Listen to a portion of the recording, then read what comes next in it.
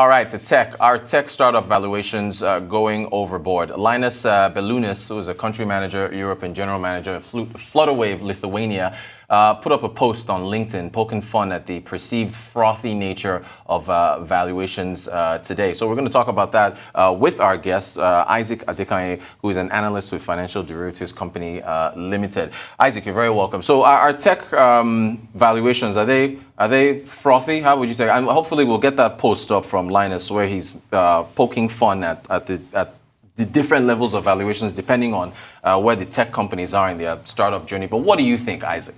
Thank you for having me, Rotus. So, in all fairness, we always have to look at the drivers and the assumptions. And a lot of the time with these tech valuations, we don't have access to all the information that companies use in evaluating these businesses. But when you look at the current interest rates in the market, you look at the acceleration in technology, you look at the fact that technology is now in every aspect of our lives, literally, you can see why sort of these fundamentals are being valued so high. So again, you look at the fact that tech startups, generally IPOs might have negative turnaround, but when you look at the fact that a lot of the time these companies still have strong balance sheets, they are usually one of the highest investors in constant research and development, then you can see why people would see them as a growth stock. And then also you look at the fact that in certain situations, tech is usually outperforming the market. So a lot of investors who tend to buy into this stock tend to look at it as a long-term play and a growth stock. Excellent stuff. To talk fintech, though, fintech companies, what do you make of the boom, if you will, despite the weak Nigerian economy? Again, the thing with fintechs is they're like one of the major buyers and one of the people who really enjoyed the pandemic. So you look at a couple drivers of that would be the fact that the Nigerian population demographic is changing. You have a lot more youth in the space now, and these are people who demand financial inclusion. You look at the fact that a lot of traditional financial companies, such as banks, insurance companies, they're now leveraging on their reputation to now extend into the fintech space, which is bringing in more attention to the space. And then also you look at the fact that the economy in Nigeria is dwindling. The Naira, nobody is really sure which way it's going and all that. And these fintech companies usually offer they offer new methods of investment. Some of them offer new asset classes such as crypto. They offer us access to foreign stock markets. They offer all these things. And a lot of people look at it and say, you know what, this is a better hedge for my money. And then it just really boils down to the amount of asset classes that they have on offer. Great stuff. The growth of fintech apps in Nigeria over the years, how would you categorize that? For instance, in the last 2 years, we've seen a 60% increase in the number of players in the fintech space.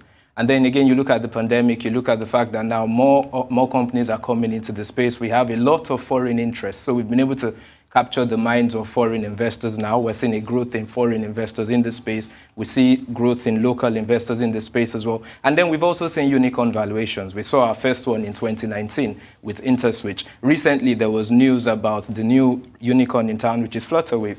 Just last week as well, I believe we had a new round of funding from Kuda Bank, which saw them now valued at $500 million.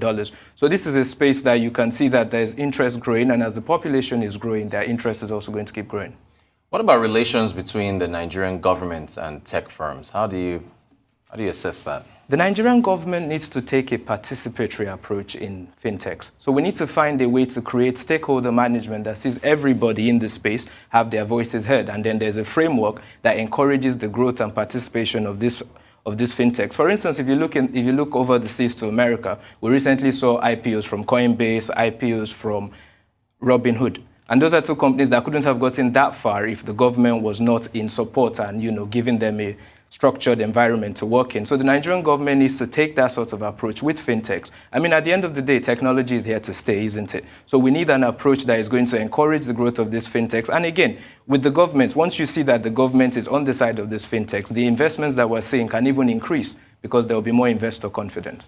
Fantastic stuff. And also credibility of these firms. How do we, end users know which to use? For the fintechs, there are a lot of them that are credible and a lot of them that are not so credible, which is why we're seeing a lot of interest from the CBN in the space right now. But as an asset manager, for instance, you have to be registered with the SEC.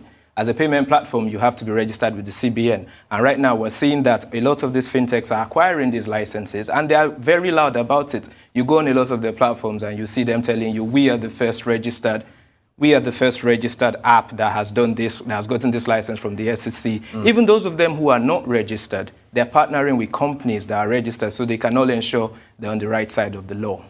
Isaac Adekanye, which we're talking about, sounds like Kanye West. Nice. It does. Excellent stuff. Analyst with Financial Derivatives Company Limited. Thanks for taking us through the tech space in Nigeria. Appreciate your insights. Thank you.